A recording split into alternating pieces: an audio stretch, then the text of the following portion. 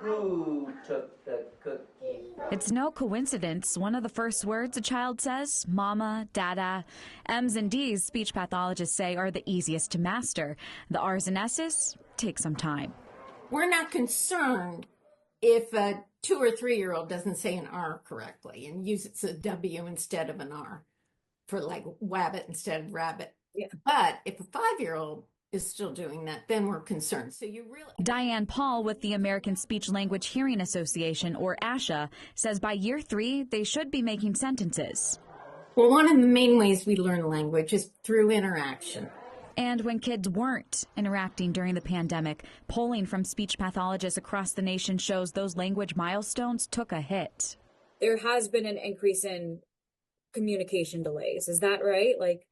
That's absolutely right. As a matter of fact, in the survey that ASHA conducted, more than 2/3 of the speech language pathologists reported that the children they were seeing when they came back to school had communication delays.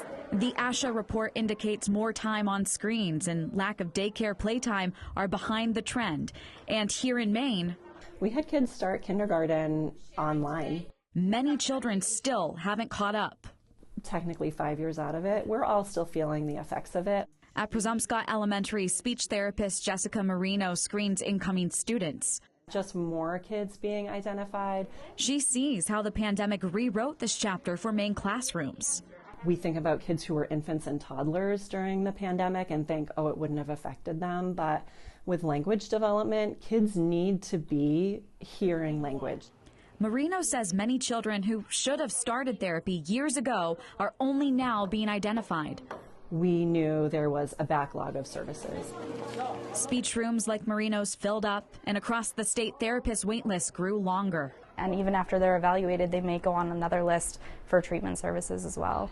Maine Speech Language Hearing Association President Katie Fulton calls this a health crisis. She says there are not enough specialists in either schools or private clinics to meet the demand. Speech therapy falls under special education, where the association says there are vacancies in half of Maine's school districts. More and more children are being referred for special education services because they're having challenges in engaging in student life.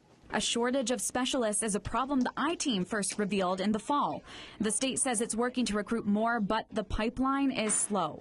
So we're doing a lot to bolster our numbers. Speech pathology requires a master's degree, and Maine only has one certified program at UMaine Orono.